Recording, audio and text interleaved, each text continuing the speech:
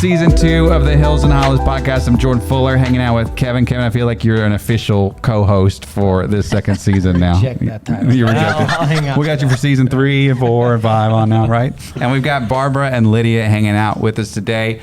We've been in a Bible series. If you haven't been at Foothills, we're currently in a Bible series that's kind of talking about the practicality of the Bible and the applications of the Bible, which is cool to have you guys here today because you lead a Bible reading group. You want to tell us a little bit about that first, and then we'll jump in a little deeper? Well, we started realizing that people need to be in the Word. And we found a plan that was not only fairly simplistic to follow, but you kind of get a personal guide. So we were talking about this a little earlier, and you preached on this past Sunday, or if you're listening to this further down the road, it wasn't the past Sunday, but it was a series. But it had some cool statistics that I think are just super interesting. And they polled, 40,000 people is what you 40,000. said? We polled 40,000 people who read the Bible on a regular occasion, and I just want to name some of these statistics. It said feeling lonely, down 30%, anger issues, 32%, bitterness, 40%, alcoholism, 57%, sex outside of marriage, 68%, spiritual stagnant, down 60%, viewing pornography was down 61%, sharing your faith, up 200% from the statistics, and discipling others was up 230%. So obviously, Christian out of this, if you're just a new person out there listening, the Bible has a statistical effect when you're reading it, right? And you guys have been at this for several years now through this. So tell me about the change that has happened in your life. I'll let you go, Lydia. I think for me, what I started realizing was I grew up in the church. I've read a lot of the Bible, but there are some stories that you just kind of hear in one ear out the other, and they don't have a lot of meaning to you. And so for me, I started reading. We did a different reading plan last year, and then the Bible recap this year. But either way, read through the Bible in a year. And I think for me, I just have had a deeper connection to God. I've read the same verses that I've read my whole life, or heard preached on, or passed on a pretty billboard in the South, whatever. But for me, had more personal meaning and connection in a way that I wanted to live these verses out differently in my life, or gave me a deeper connection and relationship with God. Yeah. I was just saying some of those statistics. I was thinking about different points in my life where I had different sins or strongholds. And the thing that I think all of us try to do is we try to beat that behavior the best we can. We Personally. put up new boundaries, or we put up new disciplines to try and kind of outdo the sin with good, right? And somebody told me one time that the sins in my life that I was trying to defeat, they were once your affections for Jesus outweigh your affections for yourself, that issue will no longer be an issue, which is a lot of that list, right? Those are a lot of things that are driven by selfishness and pride. And what I've found is just once I got serious about making this a discipline daily, and I got to know God, which we were just talking about, right? That how many times does it say that you would know me, Him. Right? No. The more that I know God, the more my affection for Him grows, which then defeats my affection for all the things that I think are good for me that aren't, right? Right, absolutely. And you may plan to get into this later, but for me, what happened was I thought, where was I spending my time? It was talking to friends, talking to my husband, and then watching TV or playing around on social media. And I think what happens is I could spend 30 minutes to an hour browsing, Instagram posts or scrolling through TikTok. And at the end of that have nothing really, maybe a different perspective on one issue or something like that. But I started setting screen time limits for my social media apps and realized, oh my gosh, I easily spend an hour and a half, 30 minutes each. Let me cut that down. So I quickly cut it down. But it was I can easily waste an hour and a half on social media apps, not think twice of it, but I can't sit down for 15 minutes with my Bible every day. Just that kind of smack in the face of, if this really is a priority to me, I need to make it a priority in my life. Totally. And I think that's the thing that's just TikTok and social media. I do the same thing. That's not including Netflix or TV and dinners and going out and all the other things we do. And I think what people don't fully realize is how life-changing it truly is. I can speak to that in my own personal life.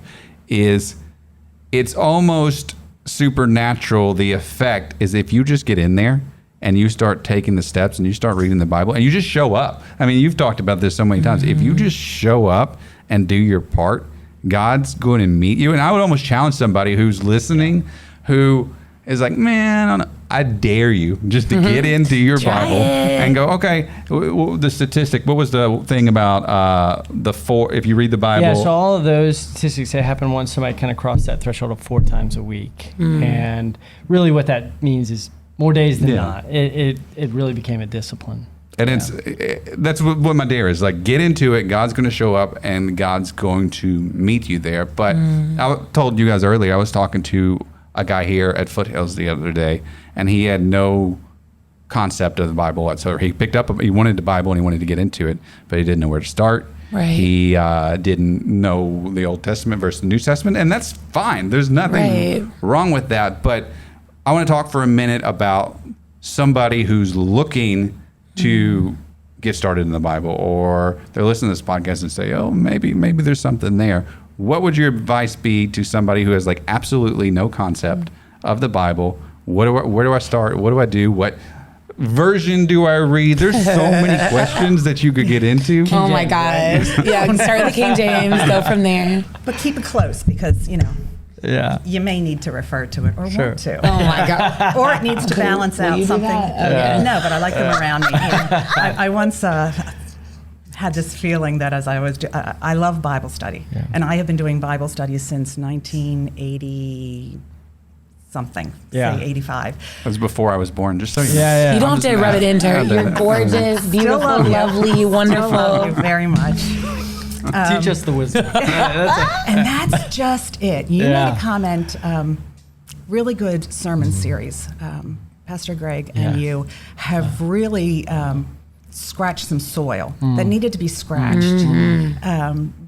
The intentionality, this is not easy to say that you're going to do it every day. Right. That's right. It is, and that is the lure of social media and Netflix and any of these things. They feed you. It's like going up to fast food and getting the crap at the window and you put it in, which is why this kind of is called the daily feast. Right. We want to feed you spiritually, and we want to get you into the Word. But that intentionality, it takes some work. Yeah. Because it's not always easy. That's right. So I think I was just going to go back to the sermon. Make an appointment. Right. Yeah. Put it in your calendar. Right. Have a spot. Yeah. You might feel, well, that's where I should be. Maybe that guilt is okay for those kinds of things. Sure. Right. Yeah, absolutely. Yeah, I was thinking when you were talking about the time limits on phones, I mean, how many times do you, that happened? I've got that on, Instagram, for example, and you get the prompt that you can, I'm going to stop, or it's ignore for what, you don't have to call it out, Kevin. Yeah, you don't have to call it out. I didn't even know it did that. Yeah. So then you can hit that ignore button and get 15 more minutes. It's great. That next 15 minutes, let me tell you, you needed it. It is a drug, though. Yeah. It's like that immediate. But I think we may have said this before. I've heard this before. First off, this book changes your life. There's an enemy who does not want us to access the power of this book. And if he cannot get us to willingly go into these sins, he'll get us to slip into distraction. That's going to be what he's going to do. So I feel like we get those prompts all the time for 15 more minutes of attention over here, 15 more minutes of attention over here. Or a kid wakes up early or whatever. Yes. Yes. And I feel like, especially what I would say to someone who's just getting started is, I've now a couple years in a row, we've been a part of some groups that have done this. It is super fun once you first get started. Those first few mornings, you've got your coffee. For me, coffee's a must. I love Jesus and he's enough, but so is my coffee. So I've got my coffee, I've got my spot for those first few mornings. It's awesome. But then there's some dry spells. Right. I'd love to talk about that. What have been some of the, how have you guys pushed through some dry spells? Because I know I've I've experienced them. Ezekiel, anyone? Okay, no, that wasn't it. Sorry, Ezekiel. You know, Numbers will be it for me. Numbers wasn't bad for me this year. Okay, Really? Well, I think for me the first thing was community, was like knowing That's other good. people That's were good. like also doing this with us, and like Barbara and I were like the faces of this when we started it at our church. So like no pressure, but like you can't fall behind, whatever. Yeah. But I think yeah. I did like 2 days, but I think for me, when you start to have those like connection moments with God, you want that. want more. I've like joked with people that are starting out in a relationship with God. Like when you were first dating somebody, what did you want to do? Talk to them all the time. Sure. What are your thoughts about this? What are your thoughts about this? And so you start like, researching them. I say that in that way, but like you want to get to know them. And so I think you start somewhere in the Bible. You start in John, you start in the Gospels, you learn about Jesus, who is the answer to everything. And then you go back and say, well, what's the question? Maybe you dig deeper into the deeper, darker things. But for me, like, yes, there are dry spells, but that's like any habit, any discipline you form. What is it, like 21 days forms a habit or something? something like that. I think that's right. I think it's 21 days, but Yeah. if you can stick to it for that long, maybe you give yourself a prize. Maybe you buy yourself a new, Yeah. I don't know. Telling Yeah. you, mommy. I mean, I am a teacher, a mom, and me, myself, I need presents for myself. Yeah. Maybe you, I don't know, budget for something at the end of that you do that and you get this reward, something to motivate yourself extrinsically. So intrinsically, you develop that desire. And So what keeps you coming back? Obviously, there's You can't get this kind of excitement. There is something about him loving you, but when you can truly say you fell in love with him, Well, yeah. you know him enough, that relationship of knowing and loving him. I remember when we first started talking about doing this, and you liked the God of the New Testament. yeah, I was like, ugh. I've always done the plans where you read like a chapter in the Old Testament, a psalm to like make you feel emotions, and then New Testament where you get to talk about Jesus. Get and like it's a like, shot of it. you're like, Yeah. okay, let me just skip through the Old Yeah. Testament and get to this. Yeah. I think what I've enjoyed this time around is we did chronological, which I've never done. I'm 34 and I've never done that before. But it was cool just to see how what I actually saw was God pursuing his people and just story after story of people letting him down, but him still pursuing and seeking after us. And so I think your question was to like, what keeps you coming back? And then it made me think of something you said in the message of like opening the Bible to find something that speaks to you. Yeah. And I think what I've found in consistency and relationship with God is, and like reading the Bible and praying and small groups and all of these things is, I don't have to like open the Bible to find something. When you're like studying and inundating yourself in the Bible, God will bring those words back to you in a time when you need it. It's like that catchy song that you have stuck in your head and it sticks in your head even when you don't want it to. Yeah. When you spend time with something, it comes back whether you want it to or not. And so for me, I want to spend my time in God and his words and learning more about him so that those words come back when I need them. Yeah. I want to interrupt and go even further underneath the surface Ooh, there. okay. So on a personal level, like all of this aside, we're being fed, we're drawing deeper in relationship with him. But on a strictly personal level, like what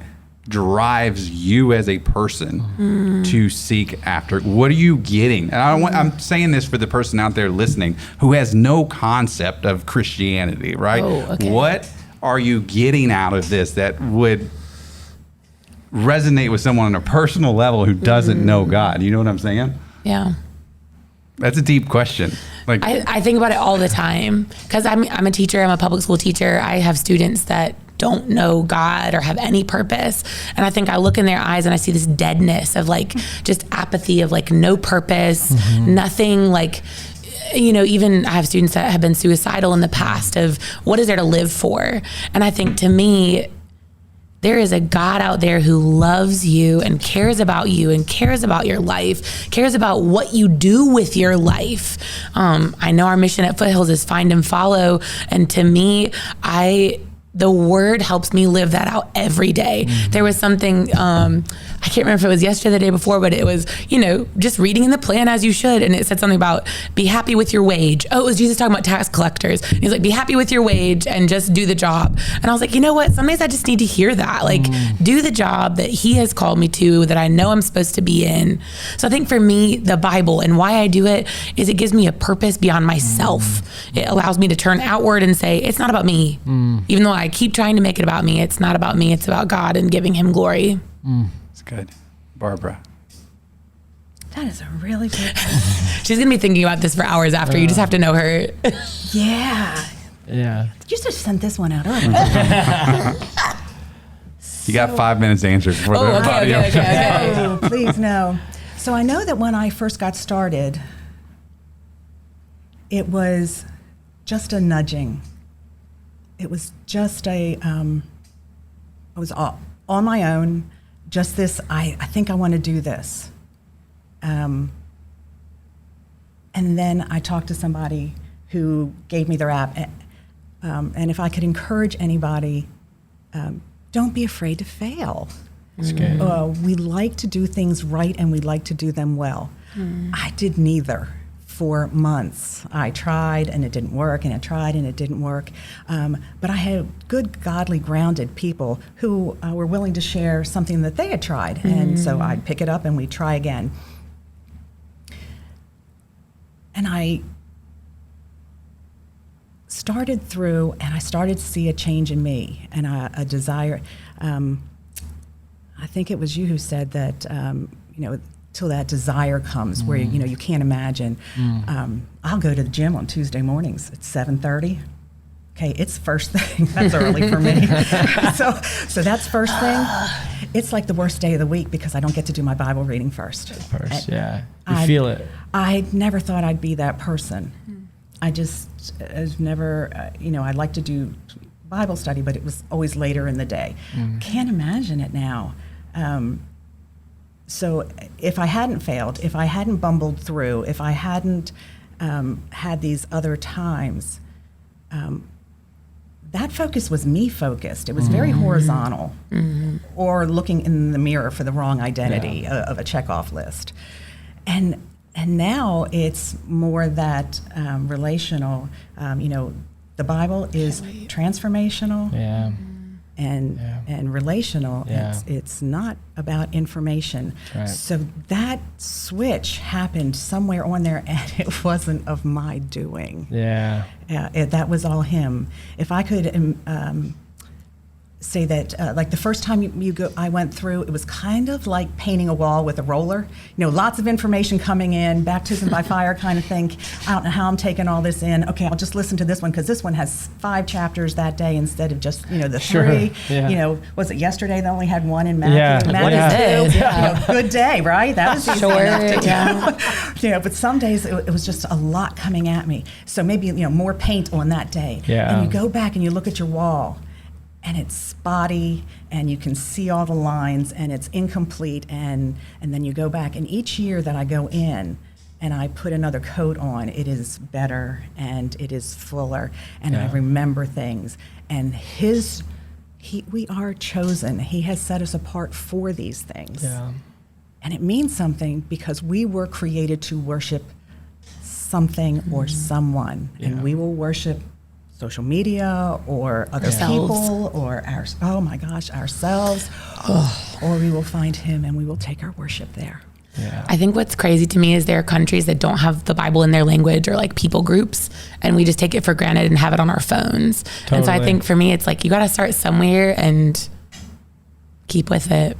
I was going to say too, like, for me, peace is what I think of. There's so many places I can turn every day that give me the opposite. Right. That spike my anxiety, Yep. whether it's Right. comparing to what other people have that I don't, or looking at anything in the news and Right. freaking out about what that's going to mean. And there's just a peace that is in this book. It's always relevant. It's Right. always relevant to what's going on in our world. It's relevant to what's going on in my marriage. It's relevant to what's going on in my friendships, in my Right. career. It's always relevant, but it just adds that like confident peace that I don't get anywhere else. I agree completely. I would say the same. Is it melts away all the worries of the world, and it points my focus back on where it needs to be. And any focus or desire or drive that I find myself chasing in the world, when you get into this, you realize that none of it really matters. What matters is my relationship with Him. That's right. That you Amen. know Him. That we know Him, and Him. we chase after Yeah. Him, and that's what we're doing here today. But guys, thank you so much for hanging out with us today. I know we're about to wrap up on our time. You guys can follow us as always online at foothills.cc/thehillsandhollows.